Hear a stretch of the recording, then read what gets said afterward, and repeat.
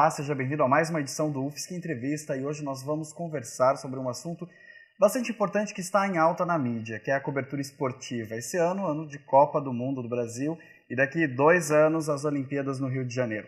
Para isso estamos recebendo o professor Giovanni de Lorenzi Pires, que é coordenador do Laboratório e Observatório da Mídia Esportiva na UFSC.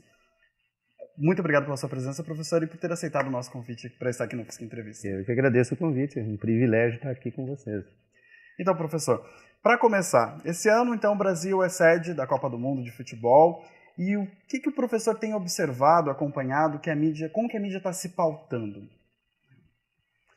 Bom, eu acho que a gente precisa fazer primeiro uma diferenciação entre a televisão aberta, né, e as outras mídias. A televisão aberta, ela lida com a ideia, com a lógica do espetáculo. Então, a espetacularização da Copa do Mundo, o processo de espetacularização da Copa do Mundo é o que tem predominado. Todo o processo de agendamento, toda a estratégia de agendamento da Copa do Mundo, sobretudo na emissora que detém os direitos, né, de transmissão, tem sido baseado nessa lógica de espetacularizar. Já nas outras mídias, né, ou na televisão por assinatura, ou mesmo nas redes sociais, nas mídias digitais, a gente tem encontrado aí um espectro mais amplo de cobertura, né? A gente tem encontrado, inclusive, posições um pouco mais críticas em relação à forma como esse processo de financiamento da Copa do Mundo está se dando, a ausência, né, o não cumprimento de promessas, de prazos. Então, a gente vê nessas mídias mais alternativas um olhar, né, um pouco mais crítico do que a televisão aberta. Então, me parece que para a gente poder entender a Copa do Mundo num sentido mais amplo, a televisão aberta talvez não seja o melhor recurso. Né? E é um direito, né, público das pessoas saberem o que está acontecendo por trás dos panos, e o que a TV aberta, que é o que está aberto para o público, não que é uma concessão de direito público, né, que deveria ter responsabilidade com isso. Importante falar isso, concessão pública, né, um direito.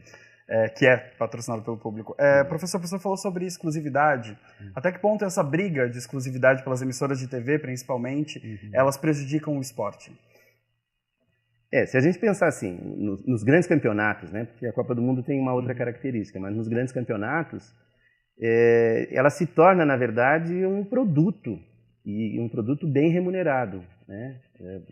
Vamos pegar o exemplo do Campeonato Brasileiro, né, que a Rede Globo detém. A Rede Globo ela consegue manipular, né, impor os seus interesses, porque ela estabelece as condições para o produto que é dela. O licenciamento, que deveria ser apenas para a transmissão dos direitos, termina se tornando uma brecha, uma possibilidade de entrada para tomar decisões, por exemplo, de estabelecimento de horários, mudança de cronograma, né? E isso feito de uma forma agora ainda mais grosseira, mais direta, porque com o fim do Clube dos 13, que era um intermediário que sustentava, vamos dizer assim, um olhar de resistência dos clubes, a Globo agora trata diretamente com os clubes. Né? Só para deixar mais claro, o que era esse Clube dos 13? O Clube dos 13 era uma associação dos 13 maiores clubes de futebol. Na verdade, depois terminou reunindo os 20 que disputam a primeira divisão, e que funcionava como um interlocutor da Rede Globo, né? Era quem reunia os direitos de transmissão de todos os clubes e negociava isso com a Rede Globo. Então, ele tinha muita força porque ele negociava em nome de 20 clubes, né? Ou seja, era necessário que a Rede Globo respeitasse, né? Ela tinha uma outra condição, um outro interlocutor com outro nível. Né? A Globo conseguiu, né, com o apoio da CBF, acabar com o Clube dos 13, tirar todo o poder do Clube dos 13, ou seja, os clubes retiraram o direito do Clube dos 13 representá-los, e aí a Globo passou a negociar com clube por clube, e mantém os clubes presos através de adiantamentos. Então tem clube, por exemplo, que já recebeu os direitos de 2015.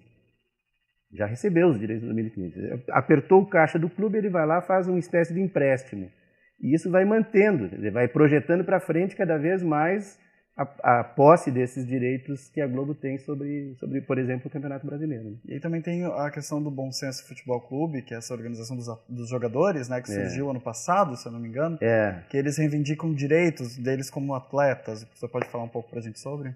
O Bom Senso Futebol Clube nasceu como uma espécie de um órgão, uma instituição que estabelecesse um diálogo com a CBF, sobretudo com a CBF, para pensar em reorganizar, né, o futebol brasileiro, de modo a reduzir, por exemplo, o impacto da primeira, da segunda divisão e garantir a existência de outras divisões. Né? Aumentar o número de clubes participantes, fazer, por exemplo, 4 divisões, como alguns países da Europa têm, fazer um processo efetivamente de acesso, né, para que os clubes possam aspirar a chegar numa primeira divisão. E também garantir os direitos dos atletas. Né? Um atleta num clube de ponta da Europa disputa 50, 55 partidas por ano. Né? Um atleta brasileiro disputa 90, 95. E isso que a gente está falando aqui do futebol, que é o esporte que mais passa na televisão brasileira, Sim. que é mais falado em todas as mídias, em revista, jornal também. E como que voltando para a Copa do Mundo, quais temas o professor pode relacionar para a gente que estão sendo os mais falados na mídia dessa sua observação? Uhum. São a questão dos estádios, a questão das mortes? Eu acho que aqui também a gente pode dividir... TV aberta. A gente pode dividir aqui, né? Há um papel que o jornalismo esportivo cumpre, que é a programação técnica dos jogos, né? Então, o acompanhamento das seleções, as informações sobre as disputas esportivas propriamente ditas. E há também, em paralelo, uma cobertura jornalística nas televisões abertas muito frágil em relação às questões que circundam os jogos, que circundam a Copa do Mundo. Por exemplo, o não cumprimento de prazos, o não cumprimento de promessas em relação a obras que deveriam ter sido realizadas, né? De mobilidade urbana, de infraestrutura, aeroportos. Então, nem sempre essas críticas ao não cumprimento é associada à questão técnica. Parece que a questão técnica, que é a galinha de ovos de ouro, né, que é o que gera publicidade, ela é mais ou menos preservada, né? Até porque é preciso garantir que o nacionalismo esteja em alta, para que a torcida brasileira se envolva com a sua seleção, torça pela sua seleção. E que o junho do ano passado não se repita em junho desse ano. E com certeza vai se repetir, né? Sem dúvida nenhuma. Agora só se espera que não seja tão violento como foi, como se tornou, né? Agora, eu acho que essa é uma questão interessante. Assim, há uma tentativa de não contaminar, né, o produto vendável, né, que é o espetáculo esportivo, com as críticas aos órgãos públicos que não dão conta de atender aquelas demandas prometidas, né, os chamados legados, né, que é um longo assunto a tratar. Né. Sr. Giovanni, a gente vai fazer uma pausa agora, mas já anunciando que no próximo bloco a gente vai conversar sobre isso, sobre essa linha que divide a cobertura esportiva jornalística e o entretenimento. Tudo bem? Ok. E você aí de casa, continue com a gente.